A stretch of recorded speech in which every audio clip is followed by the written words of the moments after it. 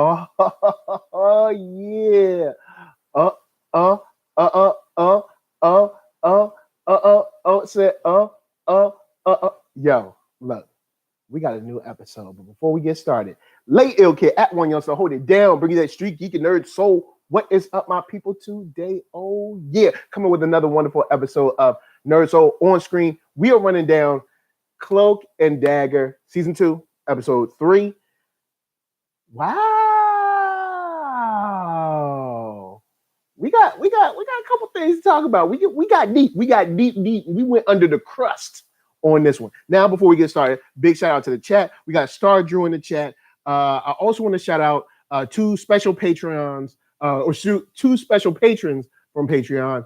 Enrique Carrion, check out that book, Phenomic. It's a comic book. It's online, completely free. Phenomic, PHENOMIK, and Thought Crimes. Check them out right here on YouTube. They are super dope, extremely fresh, super duper fresh. Now, slide that to the side. All right, we got things to talk about. All right, yo, Mina got them rats, son. All right, this is the funniest thing about the rats is that the rat when the rat ate the other rat, he was like licking his little baby hands. That was nasty. It was also kind of funny though. I don't know why, but it was funny. Maybe I was crazy, but I thought it was funny. But I do want to I want to jump in and talk about the father real quick. To see him fall the way he has to be important for the story later on, especially in the first season when we got so much about him kind of narrating kind of like the hero's journey, the things that they had to go through, kind of like their highs and lows. I expect to see him back in a major way, in something that is quite powerful for his return. I don't want to see him go out like that. I mean, we know that he was in some car accident, like drunken and driving or whatever. But like O'Reilly or Mayhem said, you never really stop being a priest or a father or whatever. And hopefully he can circle back around to being the guy we all know, because he was out there looking bad in them streets, yo. Homie was looking bad in them streets. Big shout out to Star Drew, said still continuing from episode 1, which is pretty good. Pretty good? Really? Pretty? Yo, Cloak and Dagger has been flames this season. Now, I do got to clown him real quick. Well, it's not a full clown. There's only so much you can do on regular television. But when they went to the strip club, I was like, why y'all doing a strip club? Y'all know y'all gonna have to do the PG, maybe PG-13 strip club, but I'm pretty sure it's just PG. It's like fully clothed strip club. It's like a non-stripping strip club. But I like where they're going in this route of like human trafficking, all these girls, the missing girls that Tandy saw in the first 2 episodes. And now, like the kidnapping stuff. I'm down with this. It's a large enough story, but small enough to keep it inside of their neighborhood where they don't have to save the world. You know what I'm saying? So I'm digging this, and I really want to see where it goes. Are we going to get a larger long-term villain out of this? And how will we reconcile Mayhem's actions and activities to get the results that she needed or wanted in this case, especially since she's also looking for Connors as well. But we'll talk about Mayhem in a second. But the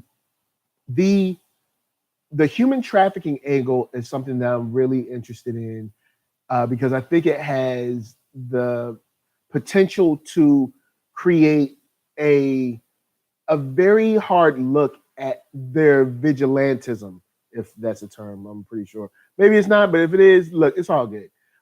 Because will, kind of like they had their argument before, is this going to be a situation where we fix something, or is this going to be something where we essentially just move competition out the way so some new guys can come in? You know what I'm saying?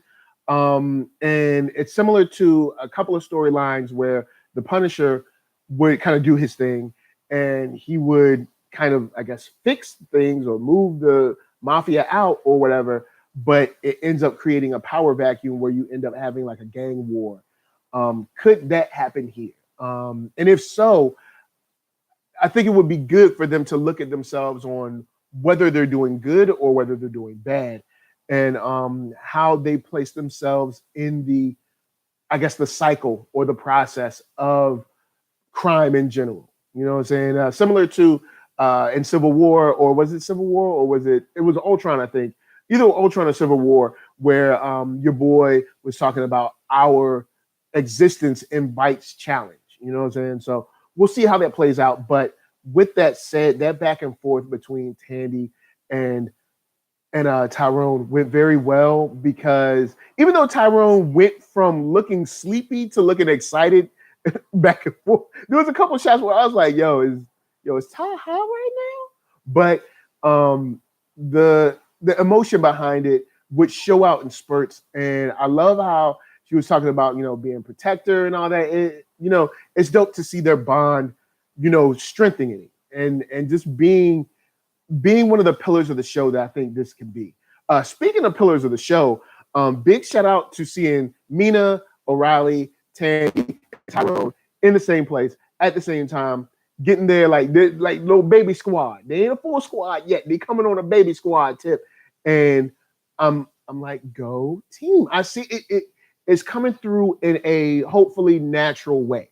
It doesn't seem, you know what? I'm not going to throw another show under the bus. But it looks like they're doing a good job at naturally forming their alliance and their relationships to where that'll probably be our team further into the season and on into the show. So I dug that as well.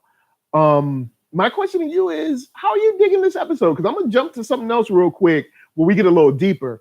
But I want to know from you, how are you feeling this episode? Are you digging it? Are you like, man, this episode was slow, I ain't feeling it? Or was you like, yo, man, father was half butt naked outside, I don't know what's going on with homie? So let me know what you think about that, and I'll jump to Star Drew's comment real quick. You can see the same event in the episode from before and this episode. Yeah, you can see this stuff kind of building and coming together. At least that's what I think you're referring to. I want to talk about your thoughts on Roxxon's place in New Orleans in this story going forward. Do you think Roxxon plays a big part, or do you think we're done with them? Do you think that they're going to be kind of like this looming, not exactly threat, but not exactly a positive influence either, due to just corporate greed in general? Or will they always be a staple of be careful what they're, I guess, experimenting on or trying or testing or working with, because they're always doing something wrong out there in the swamp and in the woods and digging around and drilling. Where do you think Roxxon's going to end up? But further with this, I want to talk about your thoughts on strength and aggression. With Mayhem and O'Reilly, we get a couple of, this has probably been maybe the third or fourth time where we get a reference to her saying that you're weak. You're not strong, you're weak. I'm the strong one, being Mayhem, and you're not the strong one. You're weak. You can't do this. You can't, get the job done. You can't pull through. You can't be what people need you to be. My thoughts, and this could be complete semantics, so let me know what you think, but strength and aggression are extremely different. Strength requires discipline and restraint and decorum at times when it's hard to not have that. And aggression is all out, just rage and kind of impulse.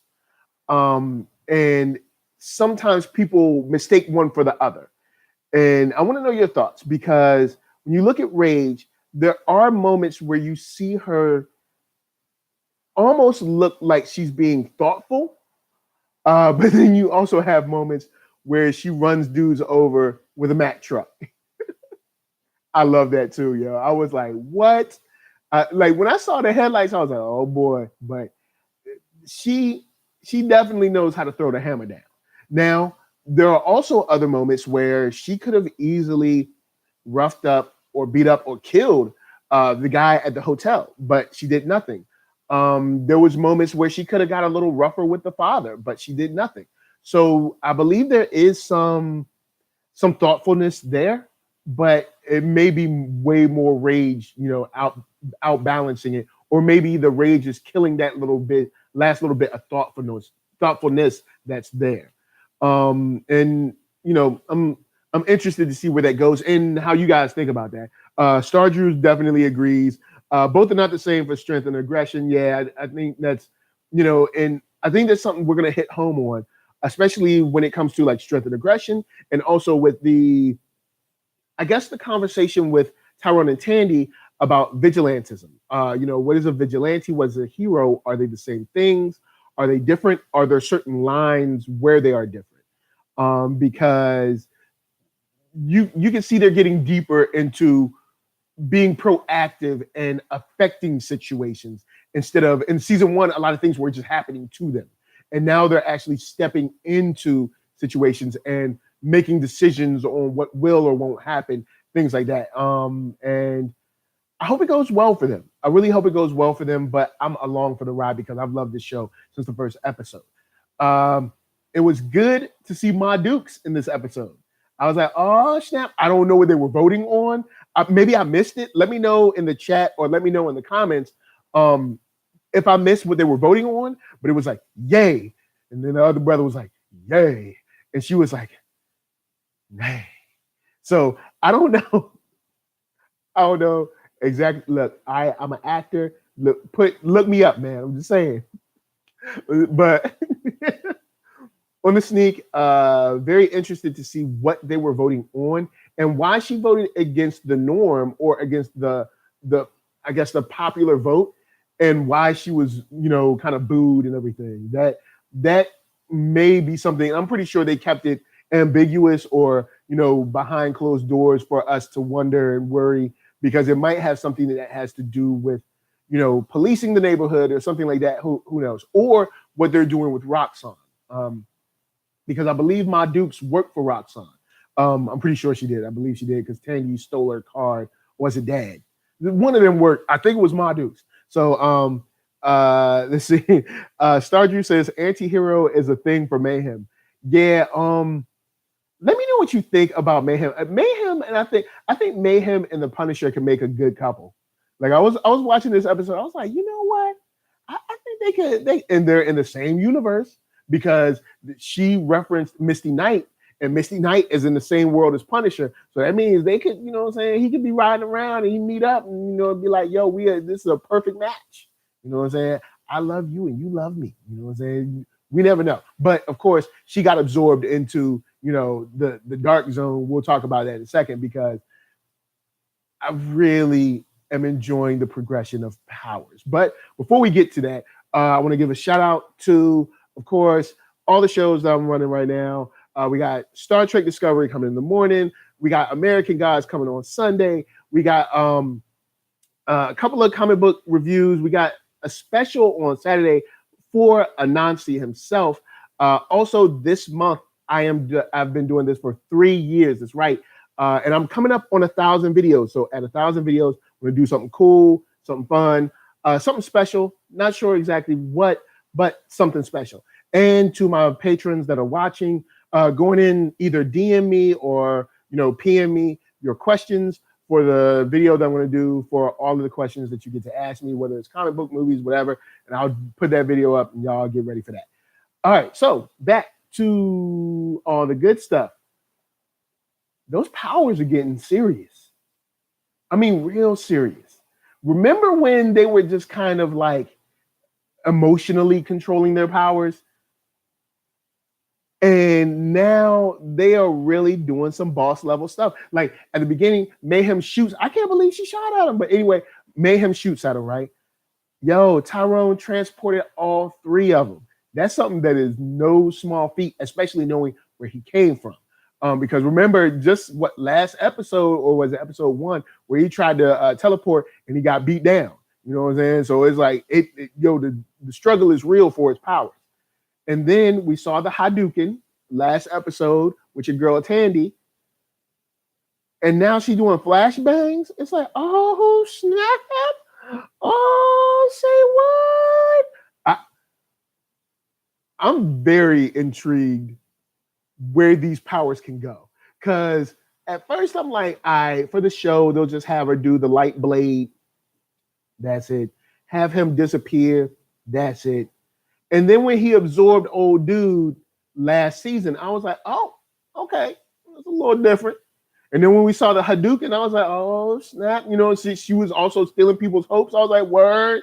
So now we got her stealing hopes. We got him going into the girl's mind from the ambulance. Where do you want their powers to expand to? Do you have any ideas, any thoughts, any stuff from the books that you've seen that you like them to transfer here? Because I'm like, yo, I'm digging this, especially when old boy absorbed all the bullets. And when she was like, yo, you look like you ain't feeling too good. He was like, I'll deal. You know what I'm saying? That's how you know that's the mark of a hero, yo. Tyrone is getting his hero on. I'm proud of him. You making me proud, man. Hey, keep doing your thing, Ty. You know what I'm saying? Keep doing your thing. Big shout out to the chat. Star Drew says, maybe the vote is on later episodes. Roxxon is maybe a thing. Dagger shot a dagger to Mayhem and the club. Oh, yeah. So let's talk about that. All right. When we was in the club, Mayhem came through, roughed some cats up, yoked the dude up, no problem. And then your girl Tandy stepped up on the stage. She was like, yo, look, all right, I'm about to take you down. I'm about to throw this dagger at you. Plat out. Mayhem caught that joint. She was like, not in my house. I didn't expect that. I thought she might have dodged it, but caught it. I was like, oh snap, Mayhem is fire. Mayhem could be a problem, even though we know she got absorbed, and we'll talk about that in a second. But Mayhem could be a problem if left unchecked, or if she's able to escape and maybe they have to bond back together. I don't have no idea. Also, speaking to her thoughtness real quick before we go on the strip club, she had an opportunity, the second opportunity to kill O'Reilly, and she didn't. You know what I'm saying? She didn't. So maybe there's something there, a little bit, a baby touch of like a baby swig of heart in there, just a little bit of heart. But back to the strip club. All right. That wild punch that Tandy threw, I'm gonna need Tyrone and Tandy to get in some self-defense classes like ASAP. All right. Get your judo up, son. All right. Get some Taibo, some Taekwondo, some karate hapkido. All right. Do something. All right. Some jujitsu. Look, practice something. Just watch a lot of kung fu movies. All right. Do something. Because that wild punch that she threw, she telegraphed that, yo, she didn't telegraph. She wrote an email, sent it like last week, set a alert in her calendar, and then also passed a note to her before she got on the stage about that punch. Because that joint was as wild and as like she swung all the way out here. Like, dude, I see that coming. Tandy will learn. You know what I'm saying? Look, she's good at dancing, so she's nimble, she's flexible. She just got to get her skills up. You know what I'm saying? Just practice your art. You know what I'm saying? Watch some Wu-Tang movies and you get your skills up. Big shout out to Star Drew. Star Drew said the pillow to her face. He said, oh yeah, I forgot that. Yeah, that was something where I was like, I wonder if she dies, how will that affect her? Will she like absorb back her memories or something? Or because it's already weird. All right, you know what I'm saying? It's already weird how this is going down. And is this something that can be fought? I guess, is this something that can be solved by Auntie with the voodoo? Like maybe so. But if it can be solved, will Mayhem allow it to be solved? That's another question. Mina come through with the science skills and you know what I'm saying, hold it down. Maybe. I don't know. look, Mina, she's smart. All right, she got science things. She can do it, I assume. Now, before I get on the very last thing, I want to know where you think we're going to end up when it comes to Mina. Because of course I want them all to be a team.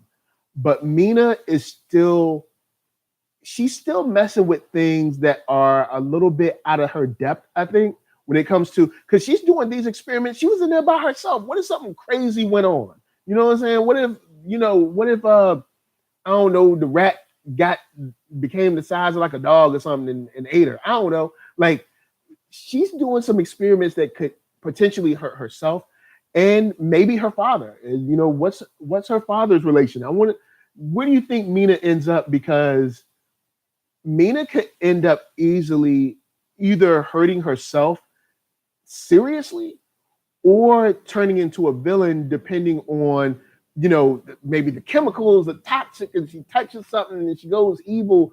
I mean, look, man, people just went crazy last season. All right. And last season is like yesterday, B. So I'm just saying she need more supervision when she messing with all these chemicals and stuff. You can't just be by yourself touching things. All right. It's just not a good idea. All right. But on the last part, we see Mayhem and she goes in and we see her in that large dark space. She opens the fridge, sees her ex-boyfriend, or well, boyfriend, ex-boyfriend, you know what I'm saying? And do you think, because I'm thinking that he represents that last connection to her thoughtfulness. Like when you see those like small moments where it's like, oh, well, she ain't crazy. I mean, she's crazy, but she's not super crazy. I wonder if he or his memory represents that small piece of heart, that small piece of, I guess, love or light or whatever is inside her that's still there. Maybe. Let me know what you think, because, she could have seen anything in there, but she saw him. And I think it's very important and very interesting that they showed him like that instead of showing him, say, when he was like making waffles or something like that. They showed him the way, the last time we saw him, you know what I'm saying? Or that might just be a part of the darkness of the cloak that showed him at his worst time. Also, Connor's still out there. Where do you think Connor at? Do you think Connor is gone? Like he's like, yo, look, I'm out. I'm going to another state. Or do you think Connors is laying low trying to find Tyrone to get some payback? You know what I'm saying? Because it could easily go either way. But I don't think we've seen the last of Connors. He's a D-bag to the 100th power, and I think we're going to see him again. But I think the only way we see him is by maybe a disruption or a loss in the power from Tyrone to be able to hold him or release him or something like that. You know what I'm saying? Because of course we're learning these new powers, but they don't mean they got them on lock. You know what I'm saying? It's not a science just yet. So yeah, let me know what you think about that. Last thing I'll touch on is dealing with Mayhem, because we dealt with Mayhem so much. I came across the idea of a soulless savior because they remarked on her about not having a soul. And quick question to you guys. What do you think about her not having a soul, but still being able to save those girls? Being able to direct that rage, being able to channel that hate, that anger, that energy in the right direction. And is it something that she can continue to point in the right direction? Say she gets out of the cloak, the darkness, because in the preview for the next episode, we see Tyrone say like, you got to go in and get her or whatever. So the idea of a soulless savior, does it matter who saves you? Does it matter why they save you? Or does it matter only that these girls are now not in a prostitution or human trafficking ring? Do the means justify the ends? Because she went in there and sprayed that place up. Like she did not hesitate. And she definitely ran the dude over with a Mack truck. But at the same time, those girls are safe. Those girls are not, I mean, Tyrone said very well. He was like, do they look safe? And maybe they're not the most safe, but they're not in a they're not in a prostitution ring either. So I guess you're more safe than you're not safe. Big shout out to Star Drew again. I said Connor's still in the cloak. Mayhem is in the cloak. Episode 9 for Connors and Mayhem in the cloak, and maybe they get out and battle each other. Or to get out to battle each other. That would be interesting because we know she's looking for him, and we know she wanted that come up. Because remember, he busts her in the head. She busts him in the head in the club when they was in the bar. But then he whooped her up something strong, son. Like he gave it to her. He bust her straight in her face to a point where I was like, yo, somebody need to stop this. But with that said, guys, I enjoyed this episode. The PG-13 strip club, I thought that was funny. Also seeing seeing father out there half butt naked, I thought that was funny. But on the serious side, I love digging deeper into Mayhem and O'Reilly and where she is and seeming like she lost something or maybe doesn't have something anymore. The idea of a soulless savior, and where do we go with that? And where do our heroes go with the idea of heroism and vigilantism? So yeah, I think that's where I'm at. I'm digging it, and I want to see where this path leads them. Does it drive them apart, or does it drive them together but down a darker path? So guys, holla at me. I'm gonna holla at you down in the comments or in the chat. Big shout out to Star Drew. Big shout out to Enrique Carrion, the dope writer of Phenomic, a web comic that you need to check out. Big shout out to Thought Crimes. Big shout out to my patrons that be holding me down. Big shout out to everybody watching right now. Hit that thumbs up and make sure to share this to your people that be watching that Cloak and Dagger, because I'm down for y'all. And you can hit that thumbs down, but I'm gonna send Mayhem after you. That's all I'm saying. All right, that's all I'm saying. You know she's serious. You know she don't play. She don't even want eye contact, son. So I'm just saying. Hit that thumbs up. Hit that thumbs down. Can't protect you. I'm just saying. I can't hook you up. But until next time, let's talk about Crazy Jane, aka Mayhem. Let's talk about Tyrone. Let's talk about Tandy. Let's talk about Ma Dukes and where their family situation is going to end up. Let's talk about Evita. You know what I'm saying? The love of Tyrone's life, sort of, until him and Tandy end up getting together. But you know what I mean. You know what I'm saying? Let's talk about that voodoo angle. You know what I'm saying? Can voodoo fix this problem that Roxxon created? So, guys, thank you for checking me out. Had a ball chilling with you, especially you, Star Drew. You came through. Thank you for holding it down, waiting for a brother. And until next time, this is me to you saying, check me out at ThatNERDSoul, Facebook, Instagram, Twitter. Your boy is chilling and doing his thing. And tomorrow, Star Trek, Sunday, of course, for the American God. So until then, say peace. And y'all just stay real.